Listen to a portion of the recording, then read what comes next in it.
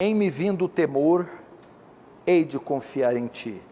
Na tradução NVI, está escrito assim: quando eu estiver com medo, confiarei em ti.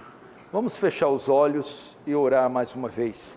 Querido Deus, te agradecemos pelo privilégio e a oportunidade de estar em tua presença e te pedimos que nos assista essa noite, mais uma vez.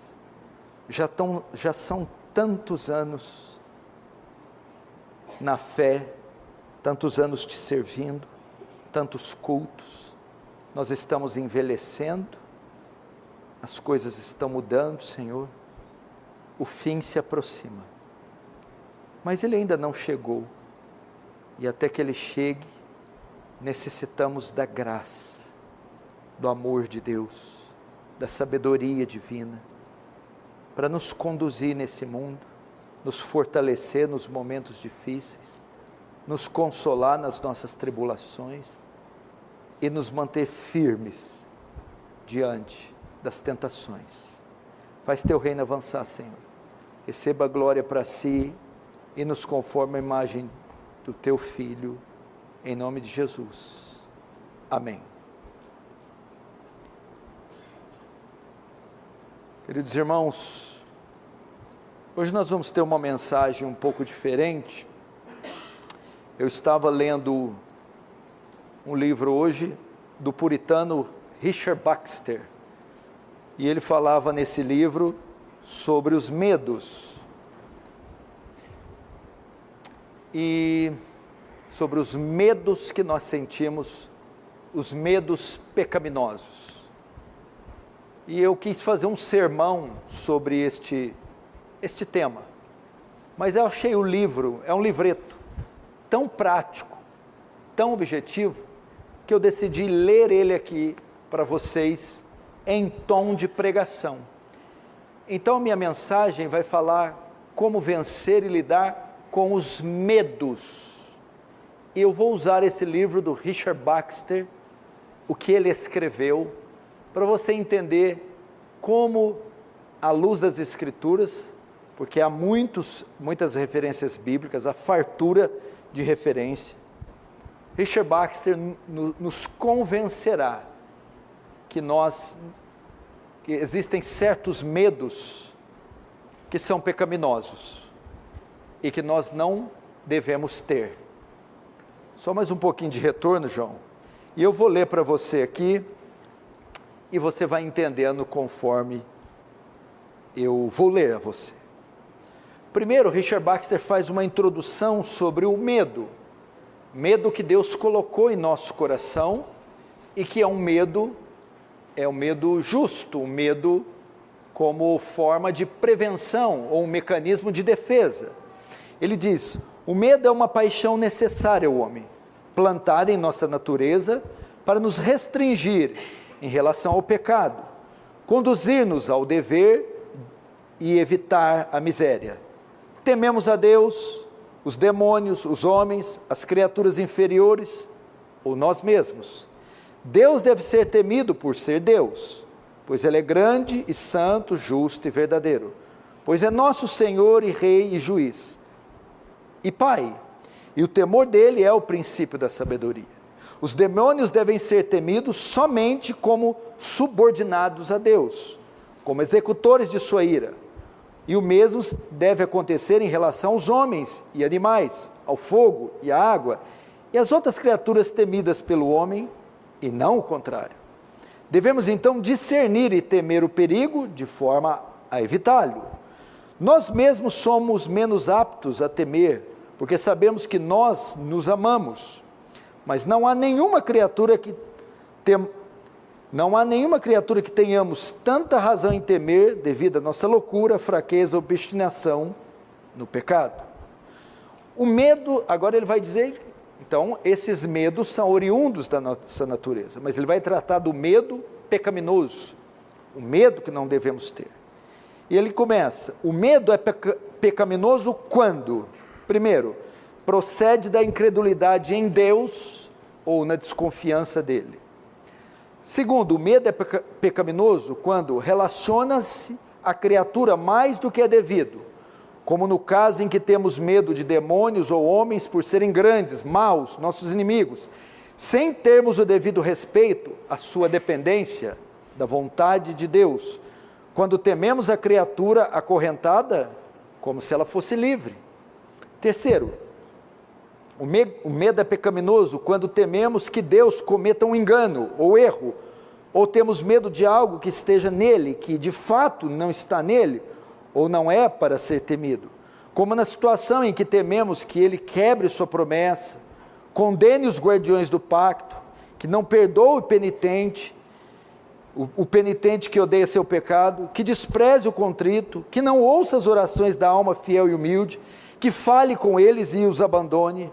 Quando tememos que todas as coisas não cooperam para o bem deles, que Deus abandone sua igreja, que Cristo não venha de novo, que nosso corpo não ressuscite, que não haja vida de glória para o justo, nem imortalidade de alma, quando tememos assim, esses medos são pecaminosos. E por último, o medo é pecaminoso tão desmedido, quando ele é tão desmedido que nos distrai, ou nos dificulta a fé e oração, fazendo-nos melancólicos, ou quando impede o amor, o louvor, a gratidão e a alegria necessária, e nos faz tomar caminhos que não nos conduzem a Deus, levando-nos a usar meios para evitar o perigo, mas que não nos conduzem a Deus, mata nossa esperança e nos deixa prostrados em desespero. Agora Richard Baxter vai dar alguns conselhos para vencermos o medo. Primeiro, conselhos para vencer o medo do diabo. Segundo, conselhos para vencer o medo dos homens. E terceiro, conselhos para vencermos o medo do próprio Deus. Agora ele começa então com conselhos contra o medo do diabo. Você tem medo do diabo? Você tem medo de Satanás? Como é que é a sua relação com Satanás? Lembrando que ele mesmo diz, há um certo temor que devemos ter, que é aquele que nos protege, mas o pavor não. O medo como uma criatura onipotente, onipresente, onisciente, que o diabo não é, não devemos ter. Então ele vai dar aqui alguns conselhos para quem tem medo. Tem muita gente que tem medo de aparições de demônios, de tentações de demônio, de visões de demônio, de opressões de demônio, ou da própria figura do diabo. E Baxter vai dar alguns conselhos. Primeiro, lembre-se de que o diabo está acorrentado e jaz de forma total sobre a vontade de Deus. Ele não podia tocar em Jó, em um boi, nem um jumento dele, até obter permissão divina. Jó, capítulo 1. Ele não pode aparecer para você, nem lhe ferir, a menos que Deus o deixe sair. Então, para que ter medo de um cão que está acorrentado? Eu tenho que temer o dono do cão, que pode soltar ele em mim. Mas o cão está acorrentado. Então, nós temos que lembrar disso. O diabo, para tocar em Jó, pediu permissão. Permissão essa sem a qual ele não tocaria. Então, nós não devemos temer o diabo. Segundo, trabalhe, portanto, para se certificar do amor de Deus, então você estará seguro. Assim você terá Deus, seu amor, sua promessa, sempre contra o diabo. Terceiro, lembre-se de que Cristo já venceu o diabo em suas tentações na cruz, e por meio da sua ressurreição e ascensão. De certa forma, nós já lutamos com o inimigo derrotado. Então, quando você estiver travando uma luta espiritual, lembre-se, Jesus já o venceu na cruz. Assim foi possível que derrotasse aquele que tem poder da morte, isto é, o diabo, e libertasse aqueles que durante toda a vida estiveram escravizados pelo medo da morte. Hebreus, capítulo 2, verso 14 e 15. O príncipe deste mundo já está derrotado e expulso por Cristo. Então, como você pode temer o inimigo vencido? Importante lembrar dessas coisas. A gente já sabe, mas às vezes nós esquecemos. chegou a hora de ser expulso o príncipe desse mundo. Foi isso que Jesus falou? Apocalipse 12. Alegrai, ó céus, porque o diabo, vosso acusador, foi expulso dos céus. E, obviamente, na cruz, o Senhor Jesus o derrotou, como diz os Hebreus. Quarto, conselhos para vencer o medo do diabo. Lembre-se de que você já está livre do seu poder e domínio do diabo. Se foi renovado pelo Espírito de Deus, portanto, deixe que o temam os que estão sob o seu poder, e não os homens livres e remidos. Deixa o ímpio temer o diabo. Nós não. Fomos resgatados do reino dele e trazidos para o reino de Deus. Deus o libertou no dia em que o converteu a ele, de uma calamidade muito maior do que a visão do diabo, que é a condenação, que é o inferno, e tendo sido salvo de sua maior maldade, que é a condenação. Nesse sentido, você não deve ter o menor temor. Ou seja, se você foi livre da coisa maior, condenação ao inferno, não tenha medo da menor, um demônio resistindo você. Quinto, lembre-se de que é uma injúria a Deus e a Cristo que o venceram, temer o diabo, enquanto Deus é seu protetor. Seria o mesmo que dizer, temo que o diabo seja muito difícil para Deus, ou que Deus não possa me livrar dele. Quando a gente tem medo do diabo, é assim que a gente está dizendo. Então você lembra que é uma falta de respeito com Deus, temer aquele que Deus derrotou. Isso na Idade Média foi chamado de maniqueísmo. Um herege maniqueu ensinava que Deus e o diabo estão na mesma categoria, travando uma luta de braços. Ora Deus ganha, ora o diabo ganha. E Deus suando por pouco ganha o diabo. Para Deus, o diabo e um micróbio ali no clube dos bagres são a mesma coisa. A insignificância do diabo perto de Deus é a mesma de um filhote de carrapato perdido aí nos campos de Buritizal. Não existe a menor dificuldade. O diabo é uma criatura, gente. Então, sem maniqueísmo. Até porque a Bíblia fala que, sabe como é que Jesus vai destruir ele? Com o sopro da sua boca, o hálito. Matou, desfez o diabo. Sexto conselho contra o medo. Lembre-se de como você honra o diabo ao temê-lo. E quanto prazer lhe dá honrando dessa maneira. Diabão fica feliz. Olha lá aquele crente. Como ele tem medo de mim. Você está honrando o diabo. Deixando ele gordo, feliz. E você não abomina honrar o inimigo de Deus? E lhe agradar? Isto é o que ele gostaria de ter. Ser temido no lugar de Deus, sentindo-se glorificado em seu domínio, como os tiranos se alegram ao ver os homens que os temem como detentores de poder para destruí-los. A honra do diabo é triunfar nos medos que provoca. Pensa bem nisso. Deus repreendeu a idolatria dos israelitas, que temiam ídolos de madeira e de pedra. Temê-los mostrou que eles os consideravam deuses, segundo a Reis 17, 38 e 39, Daniel 6, verso 26. Quando tememos o diabo, damos uma glória que ele não tem, como os israelitas deram aos ídolos. Sétimo, considere uma loucura ser excessivamente temeroso do que nunca nos sucederá, e nunca ocorre às muitas centenas de milhares de homens. Refiro-me a temer qualquer aparência terrível do diabo. Você nunca o viu? nem soube que se tenha dado credibilidade aos poucos que alegaram ter visto, além das bruxas. Esse medo, portanto, é irracional, o seu perigo é totalmente provável. É verdade. Quem de vocês aí conhece alguém que já viu Satanás, já falou, tomou um chá com ele, trocou uma ideia com ele? Alguém já viu o diabo? Eu vi que sai correndo, pastor do céu, o diabo está na esquina da minha casa, está no puxa-faca,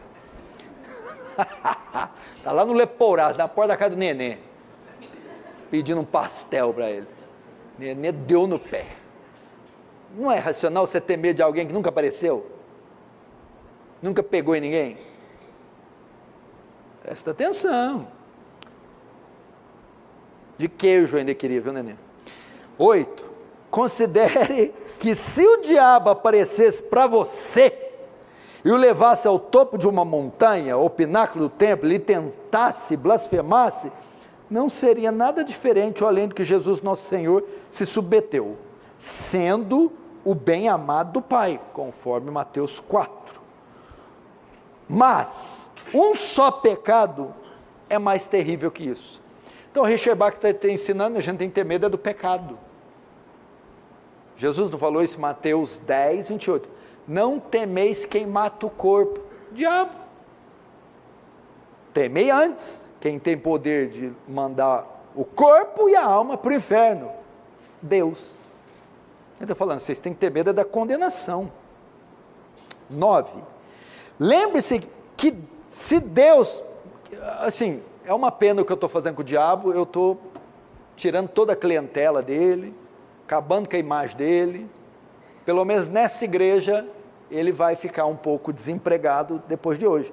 Porque está certo que até você e nós tínhamos um pouquinho de medo dele, né? Hoje, infelizmente, ele vai ter que tentar as pessoas por outras bandas. Lembre-se de que se Deus permitisse que ele... Se ele aparecesse para você, isso poderia se transformar em uma grande vantagem, acabando com toda a sua incredulidade ou dúvida sobre anjos e espíritos e sobre o mundo invisível. Olha, é verdade, se o diabo aparecer, aumentar a nossa fé, ia ser até um negócio bom. Rapaz, o mundo espiritual é verdade, existe anjo, demônio, Satanás, a gente ia buscar mais Deus. Seria uma prova clara da existência de uma raça infeliz de espírito, que inveja o homem e busca a sua ruína, e assim lhe convenceria do mal e do pecado, de seu perigo para a alma, da necessidade da fé e do verdadeiro cristianismo. Você vê como é que os puritanos pensavam, né? Que a mente desse homem aqui, essa é uma das causas do diabo não aparecer mais no mundo, não só porque é contrário ao governo ordinário de Deus, que nos faz viver pela fé e não por vista, mas também porque o diabo sabe o quanto sua aparição colabora para a destruição do seu reino, combatendo a infidelidade, o ateísmo e a autoconfiança, e despertando nos homens a fé e o temor a Deus. Está vendo? Que coisa gloriosa. Então, Baxter aqui dá o 9º conselho. O caçador ou pescador não devem ser vistos pela presa, para não estragar seu jogo ou assustá-la. 10º, se você tiver medo apenas das tentações espirituais e assédio de Satanás, lembre-se de que você tem mais motivos para temer a si mesmo, pois ele pode apenas tentá-lo. E se você estiver disposto a aceitar e ceder a Cristo, não precisa temer Satanás ou si mesmo em excesso, pois é no nome e na força de Cristo e sob sua conduta e proteção que sua guerra começa e termina. E o Espírito que está em nós é maior e mais forte que o Espírito que está no mundo e que nos molesta.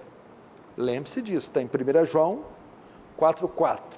Maior é o que está em nós do que aquele que está no mundo, ou do que aquele que vem contra nós. Do que aquele que vem contra nós tem poder, o diabo, mas o que está em nós tem todo o poder.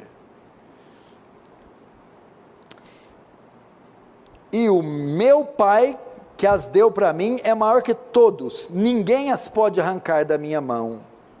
da mão de meu Pai. João 10, 29.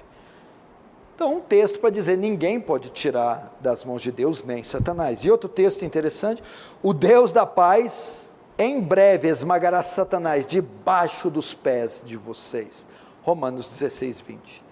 Se estivesse no poder dele, ele nos molestaria todos os dias, e nós nunca escaparemos, como temos feito até agora. Não é verdade, né? Se estivesse no poder do diabo, fosse esse diabão mesmo, ele nos pegaria toda hora. Quanto tempo você tem de convertido? Quantas vezes ele te pegou? Ele queria pegar toda hora. Uma outra vez. Então, isso é um sinal que ele não tem poder em si mesmo. Só apenas aquele que foi permitido. Esses são os 10 conselhos que Baxter dá, com muita profundidade, graça e inteligência, contra os medos do diabo. Agora ele vai dar conselhos contra os medos pecaminosos dos homens, e os sofrimentos causados por eles. Fala, não pastor, eu não tenho muito medo do diabo não, tenho medo dos homens. Os homens são ruins, tem medo das guerras, dos políticos, dos bandidos, das leis, dos generais, dos ditadores, do meu marido, das pessoas, do meu patrão. A gente tem medo, só que esse medo aqui já é um medo mais real. Mas ele vai mostrar de uma forma brilhante que nós não devemos ter o medo. Preste atenção. Primeiro conselho contra medos dos homens: coloque sua alma e esperança em Cristo, e amontoe seu tesouro no céu. Não seja uma pessoa comum que vive na esperança da felicidade carnal. Então, você estará muito acima do medo dos homens, por saber que seu tesouro está além do alcance deles, e a sua fundação e segurança, fortaleza, a salvo de assaltos. É o coração vil, hipócrita e mundano, que faz você temer os homens de modo exagerado. Você teme que eles comandem uma tempestade e saqueiem o céu? Ou eles são capazes de lançar algum de vocês no inferno? Ou podem fazerem Deus virar contra você? Ou ainda, conseguem subornar e intimidar o seu juiz? Não. Estes não são os seus medos. Pode fazer isso? Quem pode? Essa Suprema Corte? Biden? Putin? Por que temê-los? Não podem tirar você do céu. Não podem roubar seu tesouro. Não podem fazer Deus tornar seu inimigo. E nem, com a influência que eles têm, subornar o justo juiz. Não, você não está com medo de que eles impeçam que Deus atenda a uma das suas orações, nem que os muros de suas prisões mantenham Deus e seu Espírito afastado de você e o prive da comunhão com eles. Eu me lembro daquele pai da igreja. Quando falamos pai da igreja, é a história da patrística, os 7 primeiros séculos. Pais da igreja: Policarpo, Irineu de Lyon, Inácio de Antioquia, João Crisóstomo. Eram esses primeiros grandes teólogos dos primeiros séculos. Um deles, agora não me recordo quem é, foi preso por um desses imperadores, e disse: o imperador mandou vir aqui e confiscar todos os seus bens. Ele disse: meus bens, meu tesouro, vocês não podem pegar, ele está muito alto, está no céu. Esses guardas ficaram bravos e levaram ele diante do imperador e falou: eu vou te tirar daqui e vou te isolar para um lugar onde você não estará com ninguém. Eu estar sozinho? Não. Ele prometeu: nunca te deixarei, nem nunca te desampararei. O imperador ficou mais bravo: é? Vou te mandar matar guardas? Mate-o. Matar a mim? Faz 38 anos que eu morri para o mundo e o mundo para mim, e a vida que eu vivo agora, vivo na fé do Filho de Deus, que se entregou e morreu por mim. É mais ou menos o que o Baxter está falando. Como é que você pega um homem desse? Que mais? Baxter continua. Você não está com medo de que os homens lhe roubem um pouco de graça, ou de sua mentalidade celestial, ou esperança da vida futura. Se eles conseguirem roubar essas coisas de você por meio da tentação ou amedrontamento do pecado, que é todo mal, é o máximo mal que eles podem causar à sua alma, então você é a pessoa mais inclinada para lançar fora seu medo de que eles machuquem seu corpo, pois a intenção deles é machucar a alma. Mas não, seu temor é que lhe firam a carne. Aí ele diz aqui, você não pode ter medo disso, porque eles não vão conseguir mexer na sua alma. Mas aí ele fala, mas agora eu sei o que vocês têm medo. Seu temor é que eles lhe firam a carne, diminuam suas propriedades, privem-no da sua liberdade, ou de acomodações mundanas, ou de sua vida. Isso não lhe mostra o quanto seu coração ainda está nas coisas da terra? Na verdade, esse que é o nosso medo, né? E o quanto o mundanismo não mortificado e carnalidade ainda estão dentro de você? E o quanto ainda seu coração é falso para com Deus e o céu? Ou como está como esta descoberta deve humilhar você? Porque quando a gente vê esses governos, o que a gente já pensa? O governo ou epidemia, vou perder minha casa. O emprego, aquele conforto. Porque esses governos, a alma não pode tocar, o céu não pode nos tirar, não pode colocar Deus contra nós, mas nós temos medo do quê? Perder dinheiro, perder conforto, perder beleza. E isso Baxter diz que é mundanismo, que não deveríamos temer essas coisas estúpidas.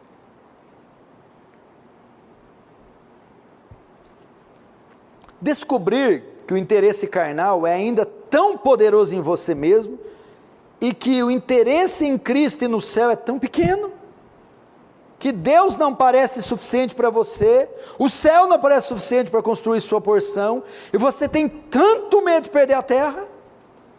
Procure essa corrupção no fundo do seu coração e lamente seu mundanismo e hipocrisia. Eu esqueci de dizer que puritano não tem medo de falar a verdade, não. Puritano põe o dedo na cara. Já viu que já está ficando ácido aqui, ainda mais o Baxter.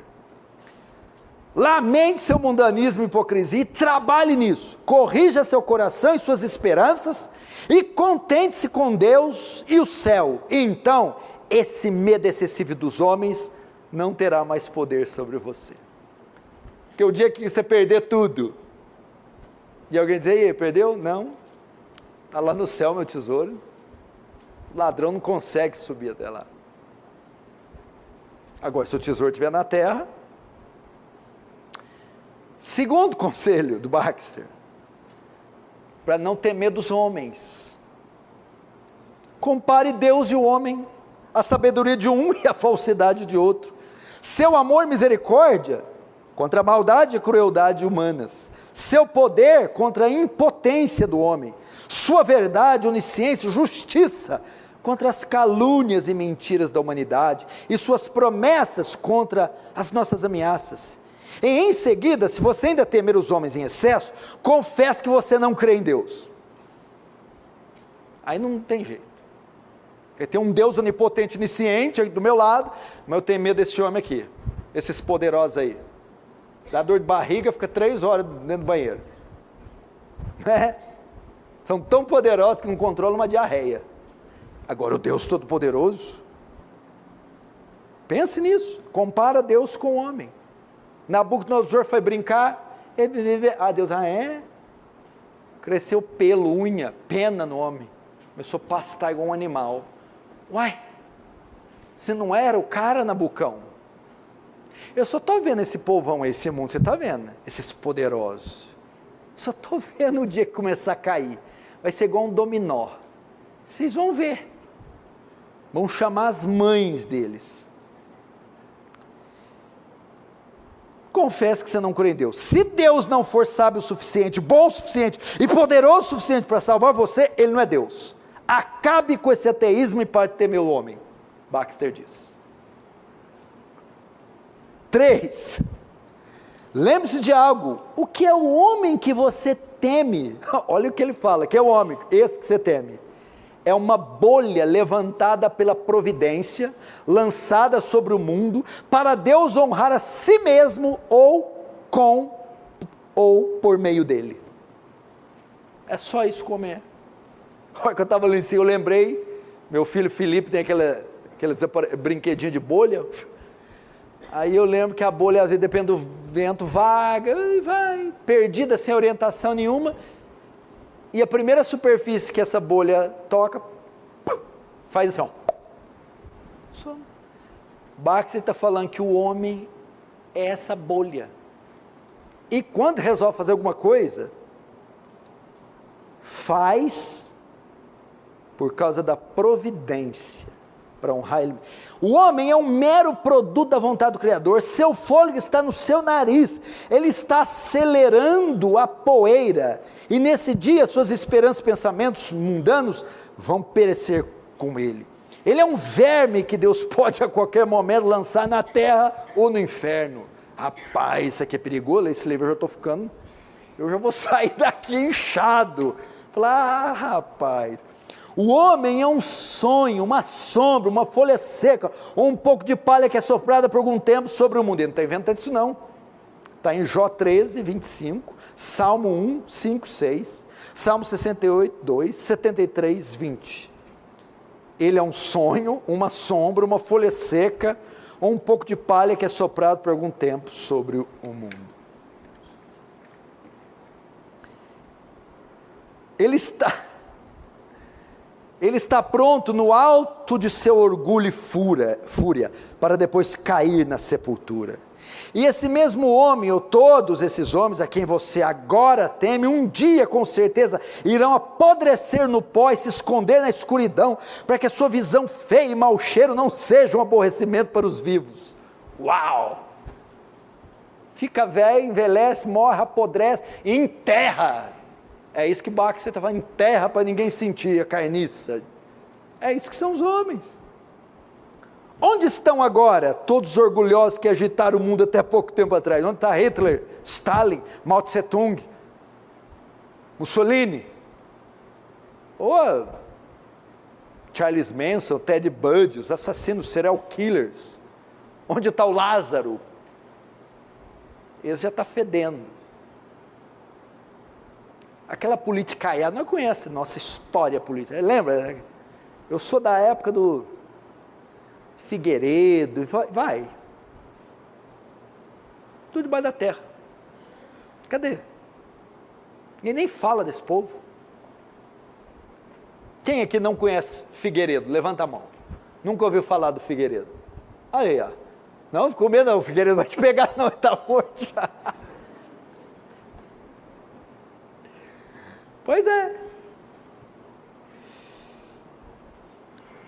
Em uma época parecem grandes e se orgulham de seu poder, são rebeldes, usurpam autoridade, estão loucos para serem governantes do mundo, ou perseguem os pastores e o povo de Deus, e no período seguinte, são mais vis que a sujeira, seus cadáveres estão enterrados e os seus ossos dispersos, e faz o horror e a maravilha de espectadores. E essas são as criaturas que você temia acima de Deus ou contra Deus? Uau! Fantástico! Leia Isaías 51, 7 e 8. Ouçam-me, vocês que sabem o que é direito, vocês, povo que tem minha lei no coração, não temam a censura dos homens, nem fiquem aterrorizados com seus insultos, pois a traços comerá como uma roupa, o verme os devorará como a lã, mas minha retidão durará para sempre, a minha salvação de geração em geração. Uau! Aqui um versículo bom para você decorar, hein? Parem de confiar no homem, cuja vida não passa de um sopro em suas narinas. Que valor ele tem? Diz Baxter. Isaías, que valor ele tem? Isaías 2:22 diz: não confie em príncipes, em meros mortais incapazes de salvar. Quando o espírito deles se sai, voltam ao pó.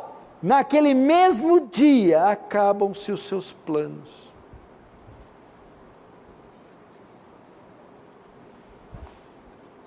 Quantos estão entendendo aí? Diz amém. Quando Herodes foi exaltado como um deus, ele não podia salvar a si mesmo de ser devorado vivo por vermes. Lembra? Caiu comido de bichos. Quando Faraó estava firme em seu orgulho e glória, ele não podia salvar seu povo dos sapos, das moscas e dos piolhos. É verdade, rapaz. Vê uma praga de piolho, o faraózão, o homem mais poderoso da terra. Fez nada. Só se coçou.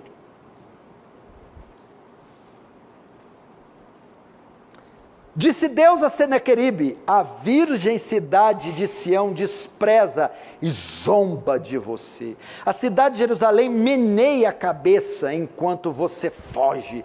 De quem você zombou e contra quem blasfemou? Contra quem você ergueu a voz e contra quem levantou seu olhar arrogante? Contra o Santo de Israel. Isaías 37, 22, 23. Que verme é o homem para que você o tema. Baxter está esculachando aqui, meu irmão. 4. Lembre-se de que os homens, como os demônios, estão acorrentados e dependentes de Deus, e não têm nenhum poder além do que Ele lhes dá, não podendo fazer nada a não ser que recebam permissão. E se Deus a der, você tem a sua promessa de que tudo deve cooperar para o seu bem. Romanos 8, 28. E você está com medo do bem que Deus lhe pode fazer por meio dos homens? Ou por meio do mal deles? Se você vir uma faca ou uma lanceta na mão de um inimigo, você temerá? Você temerá. Mas se você as vir nas mãos de um cirurgião ou de um pai, embora a sua natureza o faça ficar desconfortável, a razão irá proibi-lo de fazer da situação um grande problema, ou de começar a temer sem controle. E se Deus permitir que os irmãos de José o prendam e vendam para os amalequitas, e a esposa de seu patrão levá-lo a ser preso, será que não se pode confiar que tudo isso irá cooperar para o seu bem? Porque cooperou, você conhece a história de José, né? E se ele quiser permitir que Simei amaldiçoe Davi, ou o rei lance Daniel na cova dos leões, ou os 3 jovens na fornalha? Você acredita que a vontade de seu pai é ser seu triturador?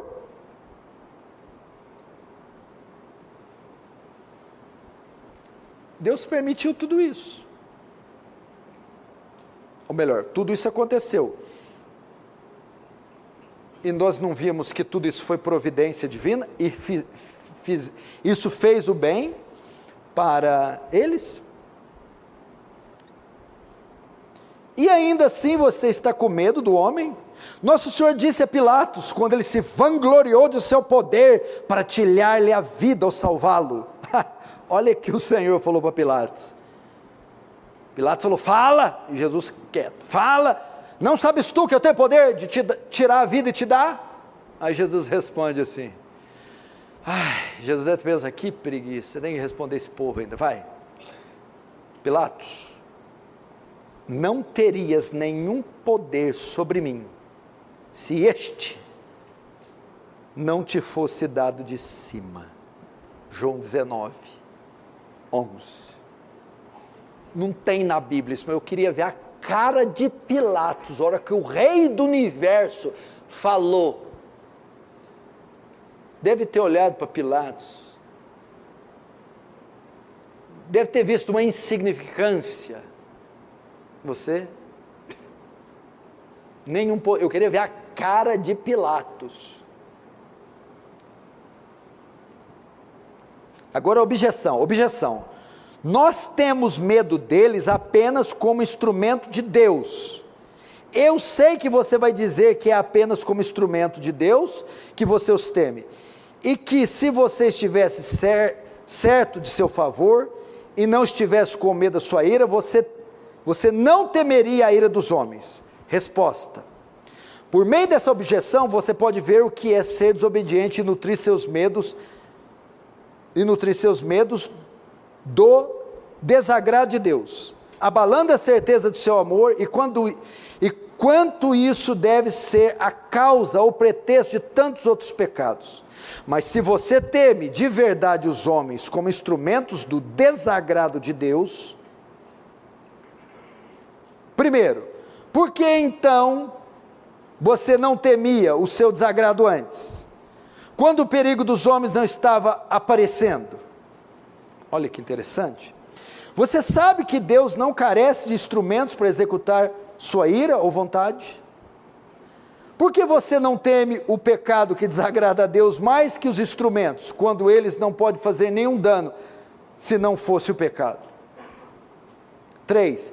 Por que não temê-los mais como tentadores do que como causadores de aflição? Uau! A gente teme mais o mal que eles causam a gente, mas não o mal que eles levam a gente a praticar, que é o pecado. 4. Por que você não teme mais o inferno de qualquer coisa que o homem possa fazer contra você, quando Deus considera o inferno mais ameaçador que as penalidades humanas? 5. Por que você não se aplica a Deus principalmente para a libertação, mas estuda a forma de pacificar o homem? Por que você, com mais cuidado, diligência e conformidade, se aplica aos que temem, se você tem mais medo de Deus do que deles? Arrependa-se, faça as pazes com Deus por intermédio de Cristo, em seguida fique quieto. Se é Deus que você teme, seu caso então não é o primeiro como criatura, mas com Deus.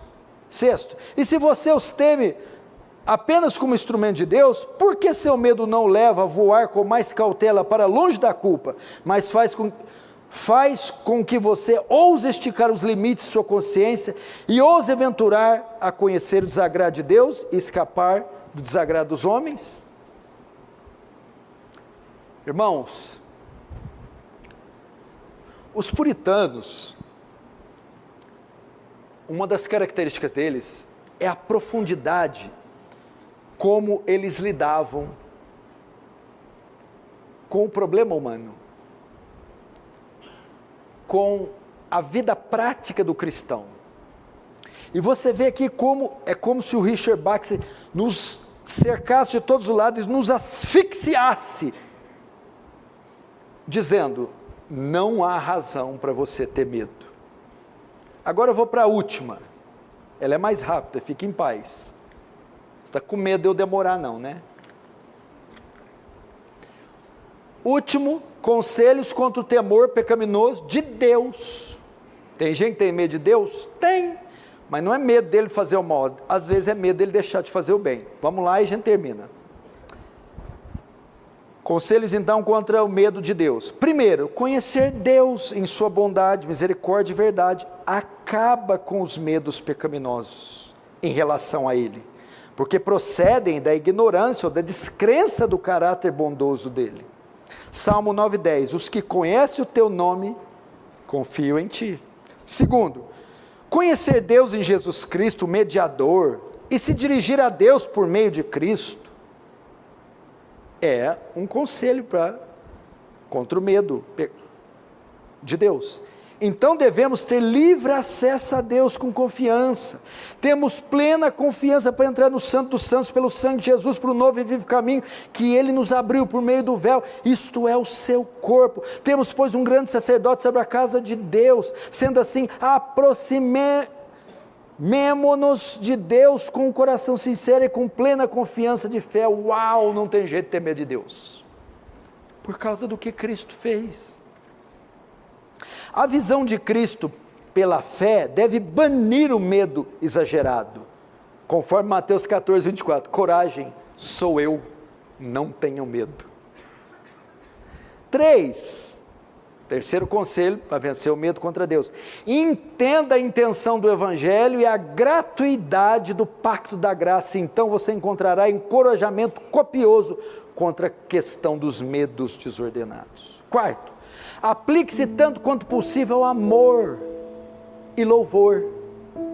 1 João 4,18, no amor não há medo, pelo contrário, o perfeito amor lança fora todo medo. Quinto, lembre-se das misericórdias particulares de Deus para com você, pois elas irão lhe persuadir que Ele vai usar de gentileza quando você perceber que Ele já tem agido assim. Como Manoá disse: sem dúvida vamos morrer, pois vimos a Deus. Mas a sua mulher respondeu: se o Senhor tivesse a intenção de nos matar, não teria aceitado o holocausto e oferta de cereal das nossas mãos, nem nos teria mostrado todas essas coisas. Uau! Sexto, trabalhe para tornar cada vez mais claro quem você é em relação às promessas e seu especial interesse em Cristo. Caso contrário, as dúvidas em relação a isso irão alimentar e justificar seus medos. Sétimo, considere que terrível ofensa é para Deus você pensar a respeito dele o mesmo que pensa em relação ao diabo, como um inimigo de almas dispostas e humildes, um destruidor delas e um adversário dos que o buscam com diligência, amados e recompensados por ele. Isso significa pensar em Deus como mal e temê-lo por causa desses mal entendidos. Cuidado, que ao temê-lo vamos confundir com o diabo. Oitavo, observe a pecaminosidade do seu medo em seus efeitos. Como ele o distancia de Deus, impede sua fé, seu amor, sua gratidão, e o desanima de orar, e dos sacramentos, e todo o dever, no caso aqui batismo e ceia. Portanto, tudo isso deve ser agradável ao diabo e desagradável a Deus, e para tal não há justificativas.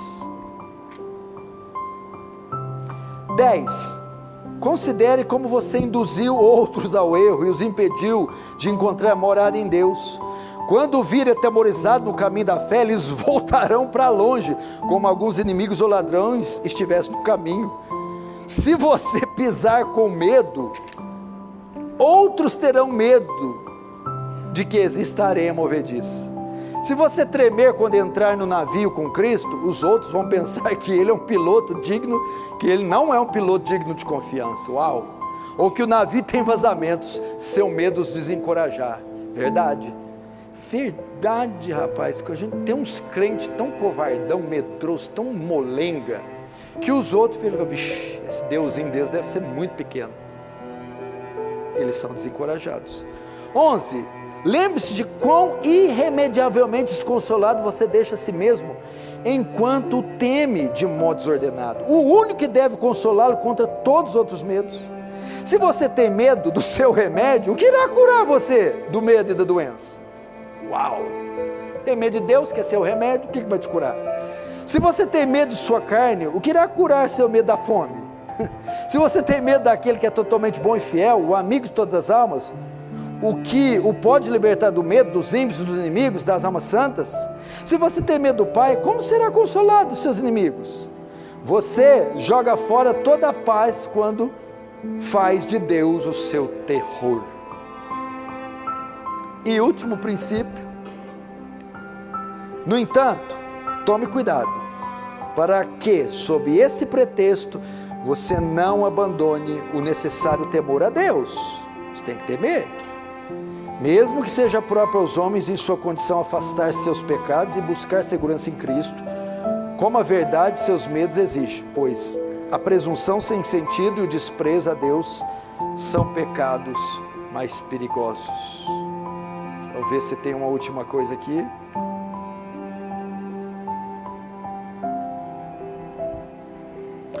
Que o Senhor nos ajude a vencer os medos pecaminosos em nossa vida. Eu sei que você está perguntando o título do livro que você quer comprar, né? Mas eu não vou passar agora não. É isso. Me lembro quando eu li esse livro pela primeira vez, me encorajou muito, porque nós somos cheios de medos e cheios de temores, e eu espero que à luz esses textos de Richard Baxter, você reflita em todos os textos, em todos os argumentos que ele citou, e dissipe esses medos do seu coração. Se Deus é por nós, quem será contra nós? Esse se não carrega o princípio de talvez. Se, quem sabe? Esse se é assim. Uma vez que Deus é por nós, quem será contra nós? Vamos fechar os olhos e orar.